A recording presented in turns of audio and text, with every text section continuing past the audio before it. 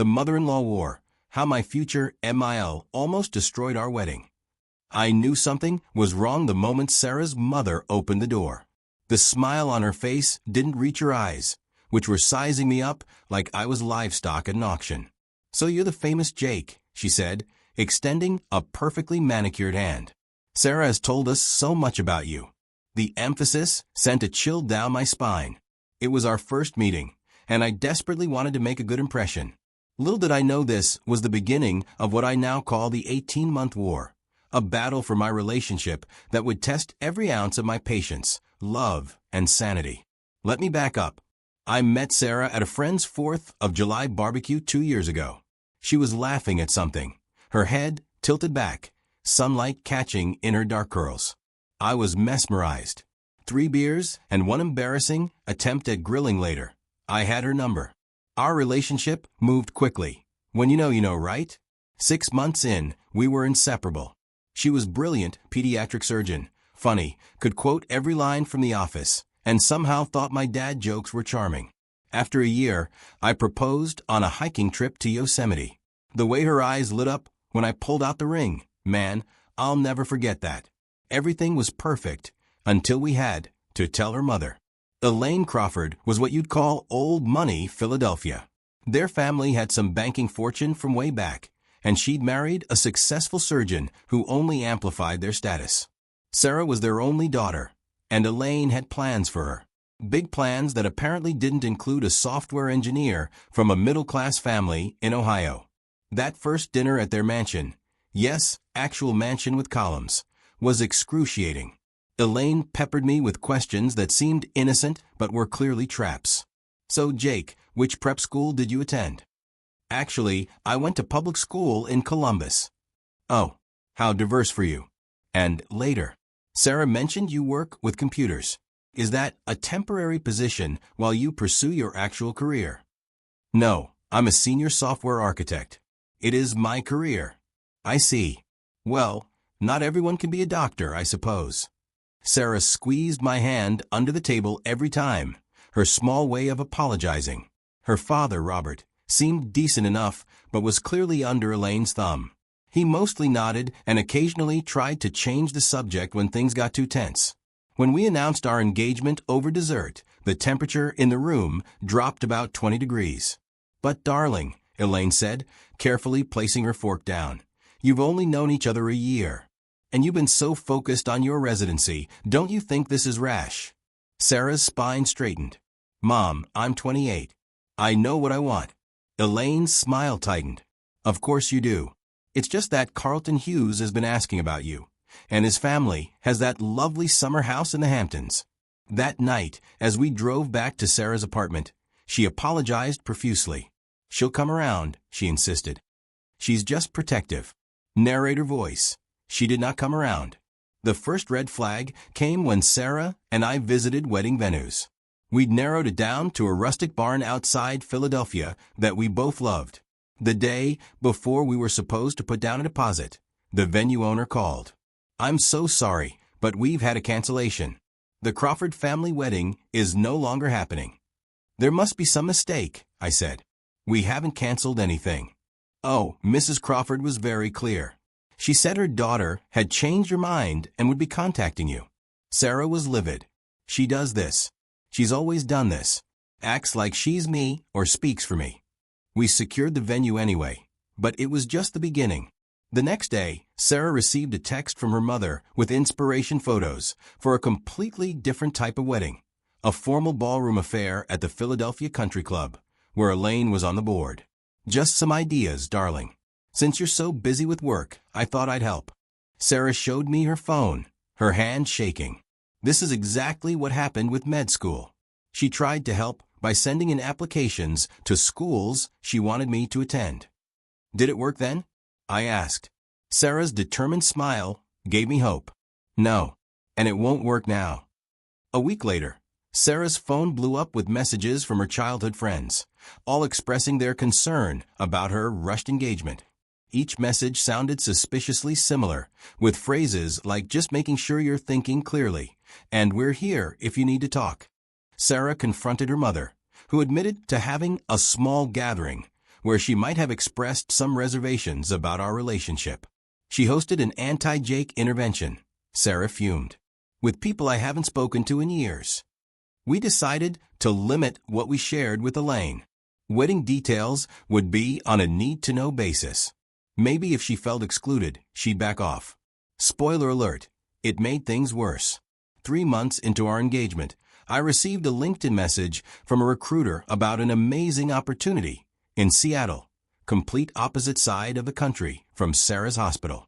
The recruiter mentioned he'd been referred by Elaine Crawford, who spoke highly of my technical skills and thought I'd be perfect for a fresh start.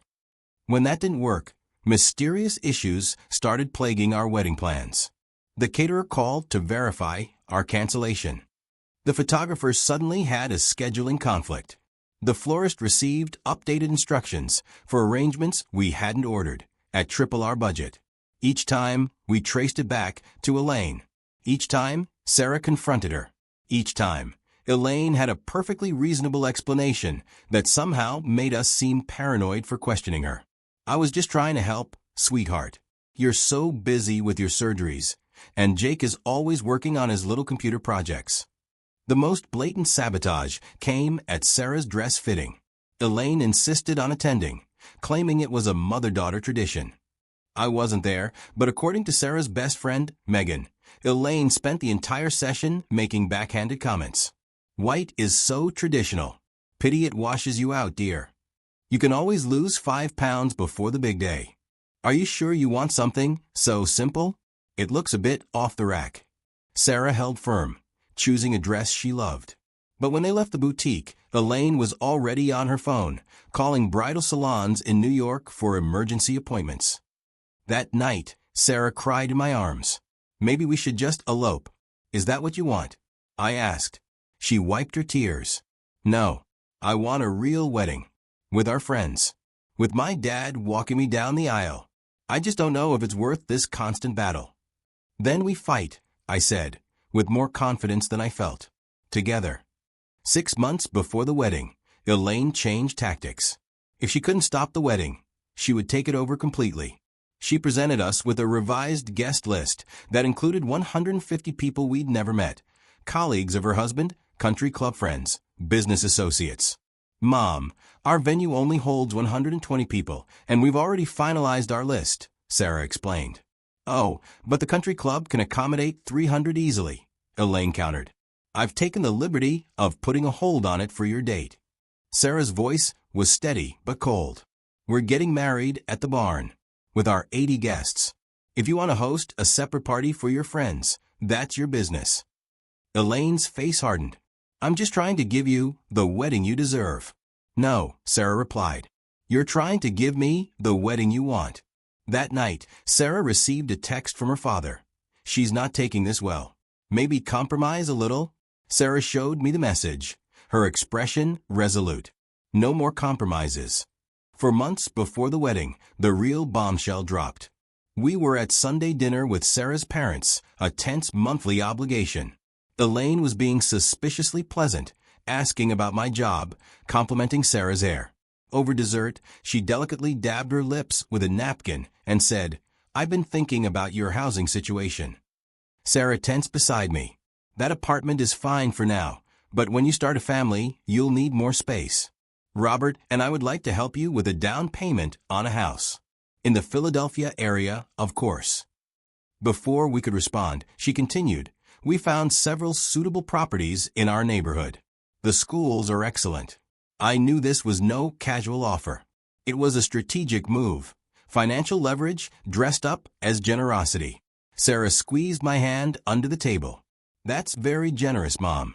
But Jake and I have already discussed this. We're planning to stay in our apartment for at least another year, and then we'll look at houses in the Princeton area. Princeton was our compromise, halfway between my office and her hospital. Elaine's smile never faltered, but her eyes narrowed slightly. Princeton? But what about your position at Philadelphia Children's? Surely you're not planning to leave after all their investment in you. I'm not leaving, Sarah explained. It's a reasonable commute. And what about starting a family? You can't possibly commute that distance with young children at home. Robert cleared his throat. Elaine, I'm sure they've thought this through. Elaine ignored him. I've spoken with Dr. Winters about you, Sarah. He mentioned there's an attending position opening up next year. If you leave now, you might jeopardize that opportunity. Sarah's face flushed. You discussed my career with my boss? Without telling me. I ran into him at the charity gala, Elaine said defensively. It came up naturally.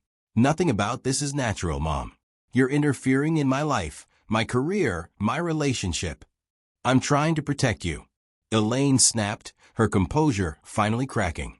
You're making rash decisions that will affect your entire future. This engagement is moving too quickly. Sarah stood up. I'm a surgeon, Mom. I make life or death decisions every day. I think I can handle choosing who to marry. We left soon after, the tension thick enough to cut with a knife.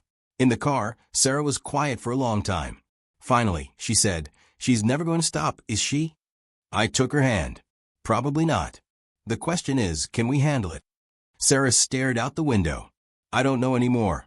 The next morning, Sarah received a text from her mother. I've scheduled an appointment with Dr. Levinson for us. Tuesday at 4 p.m. Dr. Levinson was the family therapist they'd seen briefly after Sarah's brother went to rehab years ago. I was surprised when Sarah agreed to go. Maybe a neutral third party will help her see reason, she explained. I had my doubts, but I supported her decision. She went alone, saying she and her mother needed to work through some things one-on-one. 3 hours later, she returned to our apartment, eyes red from crying. It was an ambush, she said quietly. Dr. Levinson wasn't even there. It was some marriage counselor Mom knows from the club. The whole session was her and this counselor talking about how people make emotional decisions during stressful times in their careers. My blood boiled. That's manipulation, Sarah. Pure and simple. I know, she whispered. And the worst part? For a minute there, she almost had me doubting myself. Doubting us. I held her close. What do you want to do? She looked up at me, determination replacing the hurt in her eyes. I want to get married. To you. And I want my mother to either accept it or step back. The next day, Sarah called her mother and set clear boundaries. No more interference with wedding plans, no discussions about our future living situation, and absolutely no more ambush therapy sessions. If Elaine couldn't respect these boundaries, she wouldn't be involved in the wedding at all. Elaine's response was chilly. I see. Well, when this all falls apart, don't expect me to pick up the pieces. For about a month, things were eerily quiet. No canceled vendors, no surprise guest list additions, no career opportunities mysteriously appearing in my inbox. Maybe she's finally accepted it, I said hopefully. Sarah looked skeptical. Or she's planning something bigger. She was right. 2 months before the wedding, while Sarah was in surgery, I received an unexpected visitor at our apartment. Standing outside our door, looking uncomfortable in jeans instead of his usual suit, was Robert, Sarah's dad.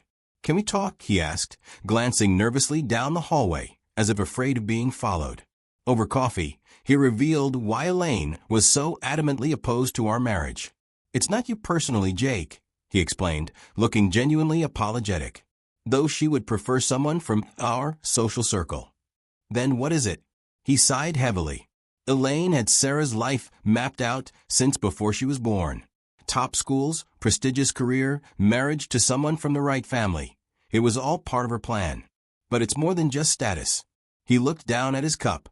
Elaine's own marriage, her first marriage, was a disaster. She married young, against her parents' wishes. The guy was charming, but unstable. Emotionally abusive. When she finally left him, her parents reluctantly took her back, but not without constant reminders that they'd warned her. I was stunned. Sarah never mentioned that Elaine was married before. She doesn't know, Robert said quietly. Elaine buried that part of her past. Legally changed back to her maiden name, moved to a new city, started over.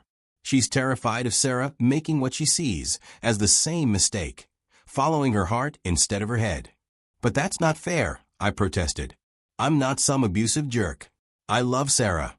I support her career, her independence, everything about her. Robert nodded sadly. I know that. And deep down, I think Elaine knows it too. But fear isn't rational. She's projecting her own trauma onto Sarah's relationship. Before leaving, Robert handed me a small box. My grandmother's cufflinks. I wore them at my wedding. I'd like you to have them. I was touched. Thank you. But won't Elaine be upset? He smiled slightly. Probably.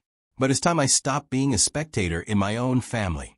After he left, I sat for a long time, turning the box over in my hands, wondering how to use this new information. When Sarah came home, I told her everything. She was shocked about her mother's first marriage, but also seemed to understand something that had eluded her for years. It explained so much, she said. The control, the fear. Whenever I'd make my own choices, she wasn't just being a snob. She was terrified. The next day, Sarah asked her father to confirm the story. He reluctantly admitted it was true. Why didn't you ever tell me? She asked him. Your mother made me promise never to mention it, he explained. She was ashamed, embarrassed. She wanted to protect you from knowing how badly she'd been hurt. Sarah made a decision then. Instead of confronting her mother or using this information as leverage, she wrote Elaine a letter. I never read it, but Sarah said it was about understanding, forgiveness, and boundaries. A week went by with no response. Then, on a Sunday morning, Elaine showed up at our door alone. She looked smaller somehow, less intimidating. May I come in? Over tea, the three of us had the most honest conversation of the past 18 months. Elaine didn't apologize outright. That wasn't her style, but she acknowledged that her concerns about our relationship stemmed from her own past. I wanted to save you from making my mistakes, she told Sarah. But I see now that I've been making new ones. It wasn't a complete surrender. Elaine still had suggestions about the wedding, still frowned slightly when we mentioned Princeton. But the outright sabotage stopped. The wedding day arrived on a perfect June afternoon. The barn was transformed with wildflowers and string lights, exactly as we'd envisioned. As I stood at the altar watching the barn doors, I felt a mixture of joy and lingering anxiety. Would Elaine cause a scene? Had the past few weeks of relative peace been another strategy? The music started. The doors opened. And there was Sarah, radiant in her simple dress, arm linked with her father's. Behind them, to my amazement, stood Elaine, dabbing at her eyes with a handkerchief. The ceremony went perfectly. No objections during that famous pause, no last-minute revelations, no dramatic exits. At the reception, Elaine approached me while Sarah was dancing with her father. I still think you're not good enough for her, she said, but without the usual venom. I smiled. On that, we agree completely. She looked surprised, then laughed. A genuine laugh I'd never heard from her before. Well played, Jake. She handed me an envelope. Inside was a check with far too many zeros. For your house, she said. In Princeton or wherever you choose. I started to protest, but she held up a hand. This isn't a bribe or control. It's a peace offering, and perhaps a small apology for everything. I accepted it with a nod. Thank you, Elaine. She straightened my boutonniere. Make her happy, Jake.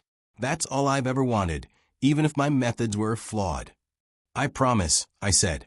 And I meant it. That was 5 years ago. Sarah and I did buy a house in Princeton, though we only used a small portion of Elaine's check. The rest is in a college fund for our daughter, Eleanor. Elaine is a different kind of grandmother than she was a mother. Still opinionated, still occasionally overbearing, but softer somehow. She flies in from Philadelphia every month for Grammy weekends, and never once has suggested that Eleanor's finger paintings lack technique, or that her preschool isn't prestigious enough. Last Christmas, I overheard Elaine talking to Sarah in the kitchen. You were right, she said quietly. About Jake. About your life. I was wrong to fight so hard against what makes you happy. Sarah hugged her.